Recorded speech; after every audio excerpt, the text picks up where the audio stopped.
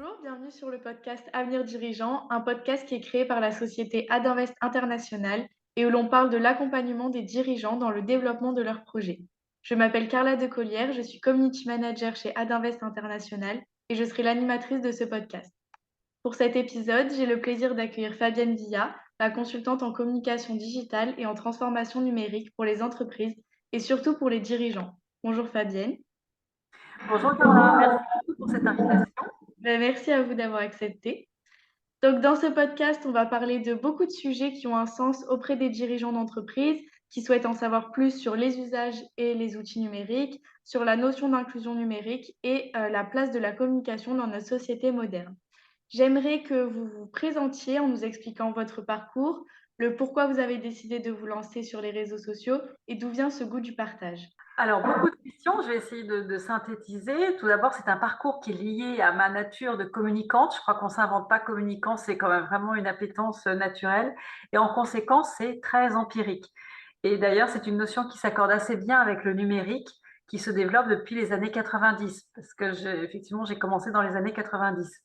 En 92, j'ai travaillé de façon tout à fait, j'allais dire, traditionnelle dans une agence de communication. Puis j'ai fait un break pour me consacrer à ma famille tout en étant très active sur les réseaux sociaux qui commençaient à sortir. Et en 2010, j'ai intégré une start-up de la tech qui développait un produit de sharing de liens. C'est en fait du partage de liens entre la presse web et la presse print. Et donc ça, c'était pour la presse web. Et ensuite, j'étais très connectée sur les réseaux sociaux et on m'a sollicité directement sur Twitter, sur LinkedIn, pour réaliser des missions de formation ou du community management. Et en parallèle, j'étais assez active, c'est-à-dire que je me rendais souvent à Paris pour des conférences et puis pour rencontrer des experts de la transformation numérique. Et c'est à ce moment-là que j'ai été invitée par le Syntec numérique pour aider à l'engagement des femmes dans la tech. Parce que bon, c'était il y a 10 ans, mais je suis désolée, ça reste toujours un sujet d'actualité. Voilà. Et par ailleurs, je suis issue, alors ça c'est assez fondamental et j'oublie parfois de le mentionner, mais je suis issue d'un milieu d'entrepreneurs. C'est-à-dire que je suis à Lyon, en province. D'ailleurs, j'ai quasiment pas d'activité professionnelle en province. Mais en revanche, je viens d'un milieu de dirigeants et d'entreprises familiales, des PME, des ETI qui sont dans ma région. Et j'ai réalisé en 2014 que les propos sur la transformation numérique étaient vraiment des réflexions très solutionnistes technologiques. Ça ne correspondait pas tant que ça, moi, à mon environnement, à la réalité des entreprises, des petites entreprises françaises. Alors déjà, pour moi, en fait, parce que vous savez, on fait souvent les choses pour soi et puis après, on se dit, tiens, est-ce que ça peut intéresser autrui? Mais j'ai voulu travailler une approche qui me tenait à cœur, qui était beaucoup plus centrée sur l'engagement, centrée sur l'humain, du dirigeant, mais également des collaborateurs. Et j'ai rédigé un billet qui m'a pris 3 mois, parce qu'évidemment, je ne suis pas journaliste à la base, mais c'était un peu pour structurer ma pensée finalement par rapport à ça. Je l'ai proposé à plusieurs rédacteurs en chef en me disant j'ai travaillé 3 mois, j'ai fait des interviews, j'ai des références, j'ai des chiffres et puis il y a peut-être matière à informer autrui sur cet aspect de la transformation numérique parce que à l'époque on parlait de hackathon, on parlait d'appli, on parlait de CRM, de choses comme ça et je voyais bien que c'était pas des réussites totales. Ce billet a été publié grâce à Dominique Seux dans Les Échos. Et là, c'est là où on voit que la médiatisation est fabuleuse, parce qu'en partant de rien, parce qu'encore une fois, ce n'est pas mon activité principale, en partant de rien, avec une bonne médiatisation, on arrive à faire beaucoup de visibilité. Et à partir de cette tribune, on m'a proposé de faire des conférences et des interventions. À l'invitation d'Olivier Sichel, j'ai intégré en 2017 le comité digital stratégique de la Caisse des dépôts qu'il était en train de créer. Et l'autre tiers de mon activité est l'accompagnement justement de créateurs d'entreprises, de dirigeants qui m'approchent directement en fait sur les réseaux sociaux. Ils me voient publier et ils me demandent directement en DM de les accompagner, de les guider dans leur présence digitale. Il ne faut pas voir ça comme de la promotion ou de l'autopromotion parce qu'en plus ça ennuierait tout le monde, mais vraiment sur de la visibilité de leur entreprise ou de leur vision, voire de leur positionnement politique ou également même des investissements qu'ils peuvent faire dans des startups, etc. Ça comprend également la communication de crise, c'est-à-dire que parfois, ça arrive, c'est assez rare, parce que justement, quand on est bien connecté, normalement, il n'y a pas de bad buzz. Mais ça, on le comprend quand on est connecté, quand on est présent. Et en dernier tiers de mon activité, j'ai toujours des missions de communication digitale qu'on appelle aujourd'hui des cover live tweets sur des événements qui se passent à la journée, notamment pour des grands groupes. Alors par exemple, mes clients, c'est Société Générale, Française des Jeux, Adobe, Orange, la Banque des Territoires, Air France, etc., Econocom, Scality, bref. Et en engagement un peu plus large, je suis ambassadrice numérique pour la Commission européenne et je participe également au comité d'éthique de 22, qui est une boîte qui est spécialiste des types deep tech. Et ça, c'est très intéressant aussi parce que ça nous interroge énormément sur les cadres que nous devons établir en matière de déploiement des technologies. Il y a la technologie, mais il y a l'humain à côté. Il faut garder une certaine humanité justement par rapport à tout ça et comment on paramètre un outil business tout en préservant quand même la liberté et la privacy, j'allais dire, de chaque être humain. Voilà, pardon, j'étais un petit peu longue sur mon parcours. Non, mais c'est que c'est un parcours chargé, c'est important, c'est bien. Très J'ai intéressant. vécu. Oui, c'est ça. J'aimerais également connaître votre vision sur la place de la communication dans notre société actuelle et comment vous la voyez évoluer dans 10, 20, 30 ans. Alors, avec la multitude de plateformes d'échange, la communication prend en effet une place essentielle. Mais pour moi, je vais être un petit peu critique, communiquer, c'est surtout bien communiquer. Et la communication sur les réseaux sociaux, c'est pas toujours un synonyme de qualité. Et c'est pourquoi, à mon avis, on a l'impression qu'on a tous, on a bien évidemment tous une voix et une parole grâce à l'accès aux réseaux sociaux. Pour autant, on ne peut pas tous s'improviser communicants. C'est d'abord de l'appétence, ensuite c'est de l'expérience, de la connaissance. La communication à l'heure actuelle, à l'heure du digital, c'est aussi savoir trier l'information qui est abondante et qui est pléthorique. Et c'est discerner, j'allais dire, le bon grain de livret. Et ça prend du temps, ça demande du discernement. Et pour moi, la communication n'est pas juste un onglet, c'est-à-dire que ça fait partie intégrante dans mon activité d'un système vertueux qui a plusieurs aspects. C'est-à-dire que à la base, parce que je parle même un petit peu de communication d'influence finalement, hein, je ne segmente pas la communication. À la base, c'est quand même de la veille stratégique sur certains sujets. Pour ma part, c'est de la veille économique, numérique, c'est la sélection des informations. Ensuite, bon, bah, ça c'est effectivement, comme je fais une veille matinale sur Twitter, je fais de la rédaction de scripts qui correspondent ma ligne éditoriale pour une publication quotidienne. Mais finalement, tout ça, ça engage d'autres choses et ça m'engage notamment auprès de ma communauté. C'est-à-dire qu'une fois que j'ai publié, ben évidemment, j'ai des retours. Et donc, je ne peux pas lâcher l'affaire. Et c'est intéressant, tout aussi intéressant, d'être en contact avec des personnes qui me lisent, quel que soit leur statut, quelle que soit leur activité. Et ça initie des échanges qui sont aussi bien professionnels que parfois personnels. Et cette visibilité aujourd'hui, elle me permet d'être recrutée par souvent des dirigeants en direct, hein, d'ailleurs, qui disent Fabienne, tiens, j'ai vu ce que tu faisais sur les réseaux sociaux. Donc ça, c'est assez fabuleux aussi d'avoir un accès direct avec les décisionnaires. Et c'est ce que permet vraiment les réseaux sociaux aujourd'hui, que ce soit LinkedIn et Twitter, pour ceux qui sont connectés, bien entendu. Et ça me permet d'avoir des mandats, des interviews et des responsabilités. Et c'est pourquoi c'est devenu vraiment un cercle vertueux et un écosystème qui n'est pas compartimenté, qui n'est pas siloté et qui permet du coup d'avoir des fenêtres d'ouverture, de l'innovation et qui oblige à une certaine adaptabilité, à une certaine sérendipité. C'est-à-dire, je ne peux pas savoir d'avance ce qui va arriver. Oui. Et c'est là où souvent où je dis aux dirigeants, il faut cerner quelques objectifs. En revanche, c'est en fonction de votre présence et en fonction de vos publications que vous arriverez à certains objectifs. C'est difficile de décréter des objectifs quand on est en regard avec du social, avec des communautés et avec des personnes, parce qu'on ne sait pas comment elles vont réagir. Et c'est là aussi où cette notion de vouloir vendre sur les réseaux sociaux est assez inappropriée parce que non, on ne peut pas vendre directement sur les réseaux sociaux. Il faut déjà engager, donner confiance, écouter. Et avant de proposer des produits et de faire des offres, c'est déjà dans l'écoute, dans l'empathie, et ensuite proposer des choses adéquates. Voilà mon propos sur la communication. Comment vous la voyez évoluer? L'évolution, c'est surtout en fonction des positions des communautés, parce que de toute façon, on a tous besoin d'échanger et de communiquer. Après, selon les paramètres des réseaux sociaux, ça enjoint effectivement à certaines valeurs, à certaines façons de se comporter. C'est-à-dire, par exemple, quand on est sur Mastodon, bah évidemment, c'est un peu moins un réseau social qu'un réseau comme Twitter qui engage un peu plus au débat, ou même que Facebook, mais qui est plus dans, j'allais dire, une forme d'égocentrisme ou d'autopromotion. Mais comme chaque réseau a tendance à piquer des fonctionnalités de réseaux parallèles, tout ça se floute un petit peu.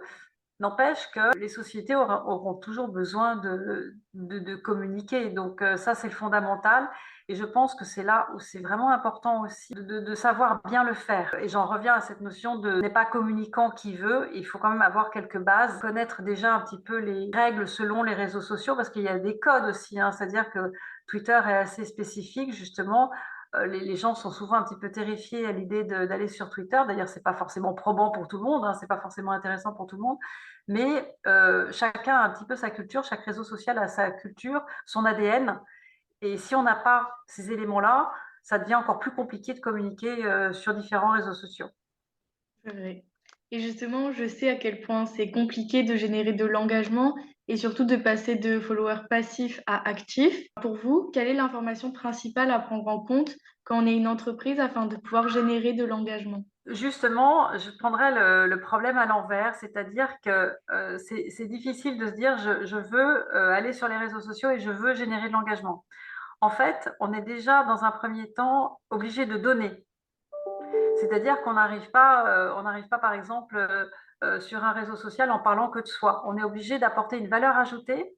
Donc, moi, ça passe par l'information, c'est-à-dire que je trie des informations de l'actualité et ça permet d'informer ma communauté qui se dit, tiens, je n'avais pas vu passer cette information ou je viens d'apprendre qu'il y a le rachat de telle start-up par telle boîte ou que tel grand groupe est en train de faire du recrutement ou de se lancer justement dans des innovations. Donc, en fait, la première posture, quand on veut communiquer correctement, c'est d'apporter de la valeur ajoutée. L'objectif aussi devrait être de la proximité et l'accessibilité avec son client. Notamment, on en parlait tout à l'heure, pour optimiser son parcours d'achat, son engagement auprès de sa marque et la satisfaction de son client. Donc ça devrait être aussi un des objectifs d'une entreprise qui va sur les réseaux sociaux. L'engagement est la deuxième partie. En premier lieu, c'est j'aimerais obtenir la satisfaction du client, que ce soit en lui apportant des informations dont il n'a pas eu connaissance par ailleurs et qui lui permettent d'avoir envie d'échanger avec moi. Et ensuite, pourquoi pas, qui sera en confiance, d'avoir envie d'aller dans mon magasin, d'aller sur mon site internet, etc., pour faire des achats. C'est un petit peu de l'humain, hein, c'est-à-dire que quand on rencontre des gens, j'allais dire en boîte, au restaurant, etc., on va pas leur sauter dessus en leur disant, ben voilà, je vends ça, est-ce que tu l'achètes? Non, même s'il pleut, ça suffira pas, on n'aura pas envie d'acheter le parapluie. Il faut déjà établir un contact, une confiance, et c'est le relationnel qui donne envie ensuite, en se disant, parce que souvent, c'est pas le prix qui fait la démarcation Oui, c'est vrai. sur un achat. C'est parce que, et à la limite, je peux aller dans une grande surface parce que je trouve que l'accueil est bien plus sympathique, même si les prix sont plus élevés. Mais en tout cas, je me sens bien mieux accueillie dans telle ou telle surface plutôt qu'une autre. Et c'est ça qui fera que je ferai des achats sur cette plateforme. L'autre but pour une entreprise, finalement, quand elle se lance sur les réseaux sociaux, c'est en profiter. Alors ça, je dirais que c'est un petit peu un périphérique, un atout supplémentaire, c'est en profiter pour améliorer l'expérience collaborateur. Parce qu'il y a la connexion physique, bien entendu, mais la connexion virtuelle, et ça on le voit aussi dans les parcours d'achat, ça permet d'engager beaucoup plus, ça amplifie les liens et ça les rend encore plus vivants au quotidien. C'est-à-dire que c'est cette hybridation entre le physique et le digital qui permet de valoriser encore plus. Et encore une fois, c'est là où c'est intéressant, c'est-à-dire on double, on adopte les deux concepts. Et c'est non pas une opposition physique d'un côté au digital de l'autre, c'est vraiment la complémentarité des deux. Et les publications d'informations d'une entreprise, ça permet de se retrouver aussi sur des centres d'intérêt communs, de s'identifier et puis d'établir cette relation de confiance dont on parlait auparavant. Et pour preuve, finalement, parce que du coup, c'est assez représentatif de ce que je fais, c'est-à-dire que les missions me sont proposées la plupart du temps via les réseaux sociaux, alors que je suis basée à Lyon et que mon activité, elle est uniquement parisienne ou européenne. par des dirigeants qui ont repéré ma veille matinale et qui se sentent en affinité avec les angles choisis. Tout à l'heure, vous avez parlé des chefs d'entreprise qui s'engagent politiquement dans des tribunes, etc.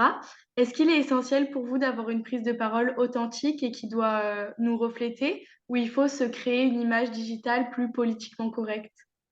Alors, c'est très intéressant et j'ai envie de dire, comme je suis déjà politiquement très correcte, je ne me perds pas en termes d'authenticité. Mais c'est vrai que cette notion d'authenticité, ça parle souvent, c'est souvent une interrogation. Et à chaque fois, je réponds. Une de mes premières interventions, quand même, c'était assez rigolo parce que je me suis retrouvée dans une congrégation de bonnes sœurs qui souhaitaient, enfin, qui s'interrogeaient sur leur présence parce qu'en fait, c'était des maternités catholiques. Ok. Alors, c'était il y a 10 ans, hein, c'était vraiment une de mes premières interventions. Depuis, c'est devenu beaucoup plus professionnel, mais ça a été très, très instructif parce que, justement, elles ne voulaient pas se mettre à nu, c'est le cas de le dire. Et je leur disais, mais c'est pas une question de se mettre à nu. Et je leur disais, mais il s'agit d'être comme dans son quotidien. C'est-à-dire qu'on se tient correctement, il y a des règles de courtoisie, et cela devrait être identique sur les réseaux sociaux. Et d'ailleurs, je n'ai jamais cherché à créer une image finalement, mais la question régulièrement est plutôt en postant cela. C'est vrai que c'est difficile de se lancer sur des débats politiques, hein. En général, j'évite, et puis je ne suis pas très tranchée non plus, donc mais j'évite ça. Il y a certains sujets comme la crypto-monnaie également qui sont assez vindicatifs, donc je n'y vais pas non plus. Mais c'est plutôt un questionnement régulier. Est-ce que je suis congruente dans cette publication? Est-ce que ça me correspond? Est-ce que je suis à l'aise avec cette publication-là? Pour moi, l'authenticité, ça s'arrête là. Mais en revanche, ça devient plus stratégique quand on veut justement apporter de l'engagement et quand on veut aller au-delà de l'information, au-delà du factuel et au-delà du politiquement correct. C'est-à-dire que moi, je rediffuse des publications qui sont dans des médias web, donc là, c'est propre, c'est nickel. En revanche, si je veux aller un petit peu plus loin pour engager ma communauté, je peux me mettre à parler d'un film, d'un bouquin que j'ai lu, d'une gourmandise que j'ai découverte à Paris, etc. Et quand il faut matcher un côté un petit peu plus émotionnel, j'allais dire les coulisses, là, effectivement, on se met un petit peu plus à nu. Mais bon, en l'occurrence, moi, je fais très attention et mes frontières sont assez visibles et identifiées. Donc, voilà, mais c'est certain que la communauté, les gens en général, vous apprécient encore plus lorsque vous dévoilez. D'ailleurs, c'est ce que je conseille aux dirigeants, c'est parfois, quand vous êtes à l'aise avec la communication, on va peut-être lâcher un petit peu sur le week-end avec un poste un petit peu plus personnel, ou les enfants, ou la famille, ou de la gastronomie. Mais effectivement, ça, c'est un apprentissage au fur et à mesure des mois et de l'accompagnement pour lâcher prise sur le côté authenticité. En faisant mes petites recherches, j'ai entendu parler de l'inclusion numérique, qui, de ce que j'ai compris, c'est un processus qui vise à rendre le numérique accessible à tous et transmettre les compétences numériques qui pourraient être un levier de l'inclusion sociale d'une entreprise et économique. Mais pour vous, quels sont les enjeux de l'inclusion numérique et votre définition, si vous en avez une plus complète? Celle-ci est parfaite. Il y a aussi j'allais dire, c'était un peu une idéologie, en tout cas le web qui, à l'époque, dans les années 90, offrait une liberté de parole et pouvait soutenir la démocratie et qui ouvrait à la connaissance. C'était un petit peu un rêve utopiste et l'inclusion fait partie de ce mythe. Par exemple, nos cultures sont ainsi faites que la place de la femme ou de la diversité ne sont pas ancrées au quotidien. Enfin, on voit bien comme il faut rappeler parfois notre différence de salaire ou des choses comme ça. Et les réseaux sociaux, finalement, ne sont que des projections de notre société. Néanmoins, ce sont des valeurs qui doivent rester présentes à l'esprit, et puis on doit tenter de les appliquer au monde virtuel. Mais c'est vraiment un travail, et j'allais dire un labeur quotidien. Et chaque dirigeant, si telle est sa vision, peut permettre l'inclusion par du recrutement, par des rôles modèles, par des actions concrètes pour les mettre en œuvre. Alors, en effet, il y a aussi ce constat d'électronisme numérique, c'est-à-dire qu'en France, d'une part, il y a des franges de la société qui n'ont pas d'ordinateur parce que ça coûte, c'est un budget. D'autres qui, par exemple, n'ont pas d'adresse mail. D'aucuns qui ne peuvent pas accéder à l'URSSAF parce qu'il faut créer des mots de passe, etc. Ou d'autres qui ne parviennent pas à toucher leur retraite parce que ça passe par le numérique. Bon, il y a X fonctionnalités qui aujourd'hui sont très numérisées. Alors, c'est facile, c'est aisé quand on est adapté, mais c'est pas accessible à tout le monde. C'est pourquoi avec justement la Caisse des dépôts, on avait monté ce projet et avec le gouvernement de mettre en place des formateurs, enfin des personnes qui pouvaient aider dans les maisons France Service qui sont disséminées en France pour soutenir et pour aider la société française, certaines personnes de la société française, à se créer une adresse mail, justement à se connecter à ces services administratifs ou des services commerciaux, etc. Parce qu'on voyait qu'il y avait effectivement un vrai gouffre et que, alors aujourd'hui, le 100% numérique est difficile, donc c'est-à-dire que, et au niveau des services administratifs et commerciaux, il faut pouvoir conserver, pas forcément un chatbot, mais en tout cas un contact humain, un contact téléphonique qui permette d'orienter et de guider. Mais on n'est pas en Estonie, hein, c'est-à-dire que ça va mettre du temps à se mettre en place. Il faudra toujours penser et intégrer qu'il y aura une branche de la société qui n'aura pas accès facilement au numérique. Donc il faut vraiment, je trouve que pour la cohésion de la société, c'est important de l'avoir en tête et de conserver ces éléments qui soient à la fois numériques et à la fois physiques pour accompagner les gens dans cette intégration et cette transformation. Alors, c'est pas uniquement une question d'âge, parce que j'ai des enfants et qui se débrouillent bien, évidemment, mais entre savoir utiliser Snapchat et faire Oui, faire des stories et sinon savoir utiliser un réseau, et se créer sa communauté professionnelle, ah oui, euh, c'est deux choses différentes. exactement, savoir se vendre, j'allais dire, via le digital. Je suis désolée, mais j'en connais plus que mes enfants. Ah Euh, oui, j'imagine. donc, il y a aussi cette notion de littératie numérique, c'est-à-dire savoir utiliser le numérique à bon escient pour son propre, j'allais dire un mot un petit peu galvaudé, mais pour son branding, c'est-à-dire pour sa marque, pour se mettre en valeur, mais sans embêter autrui, et puis pour que les gens aient envie d'accéder à vos profils numériques. Mais ça, c'est un savoir-être, c'est un savoir-faire, et c'est pas du tout prodigué dans les classes, à l'éducation nationale et dans les parcours scolaires, malheureusement.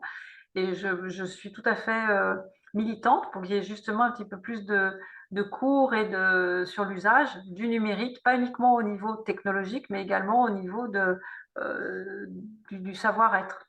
Oui, c'est vrai. C'est vrai Mm. que ça, on l'étudie pas vraiment à l'école. Et donc, pour en revenir un peu à l'activité principale d'Adinvest, quelle est votre approche ou votre histoire au mentorat? Est-ce que vous avez déjà eu des mentors au cours de votre carrière? Alors, j'ai regardé la signification précise du mot mentor, où je découvrais qu'un mentor est un conseiller expérimenté, attentif et sage, auquel on fait confiance. Et plus exactement, plus que des mentors, ou différemment, j'ai eu surtout des soutiens dès le début, donc depuis une douzaine d'années, de personnalités emblématiques qui avaient de grandes responsabilités dans le monde économique et numérique et qui m'ont fait confiance et qui en fait m'ont fait partager leur mission, leur activité, etc., soit pour les accompagner, mais finalement, c'est plutôt eux qui étaient intéressés par mon travail de communication et de veille sur les réseaux sociaux, qui m'ont permis d'échanger avec eux, mais plutôt pour leur accompagnement et leur influence sur les réseaux sociaux. Mais forcément, c'est des échanges.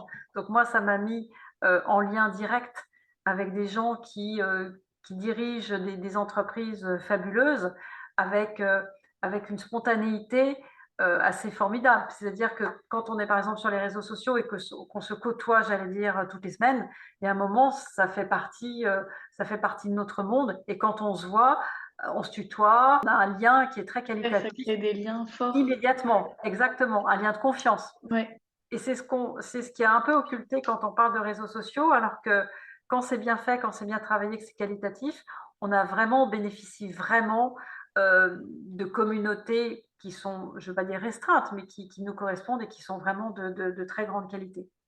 ok. Et pour finir, que pensez-vous pouvoir apporter à notre réseau Adinvest International?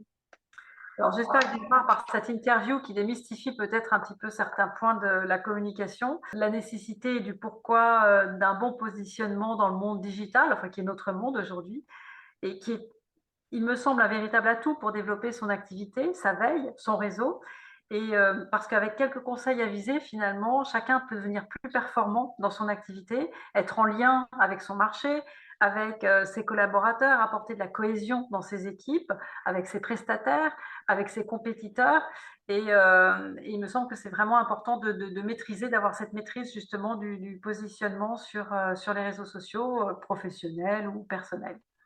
Très bien. Eh bien, merci beaucoup, Fabienne, pour cet échange. Merci Carla. Où est-ce qu'il est possible de vous retrouver? Alors, je vais en profiter pour glisser quelques conseils. Alors, je suis d'une part sur Twitter avec le nom d'avatar Fadous, parce que quand j'y suis allée il y a une douzaine d'années, on se sentait assez seul, donc on mettait un peu n'importe quoi comme nom de profil, donc Fadous, Fadouce. Et également sur LinkedIn. Mais ce que je conseille également aux personnes qui souhaitent entrer en contact sur LinkedIn, faites des messages personnalisés, parce qu'on Oui. reçoit 10 invitations par jour. Donc, s'il n'y a pas de sujet, d'objet, même si on n'est pas exactement dans les mêmes sphères, c'est pas grave du tout. Mais en revanche, faire un message sympathique et personnalisé, tout de suite, on accepte l'invitation les yeux fermés. Donc, c'est important. Donc, j'ai les deux, voilà. Ok, très bien. Voilà. Donc, nous concernant, vous pouvez nous retrouver sur LinkedIn, Twitter et Facebook sous le nom d'Adinvest International. Et si vous avez aimé ce podcast, n'hésitez pas à le liker, le partager et surtout nous donner votre avis sur ce podcast. Je vous souhaite une excellente journée et à bientôt.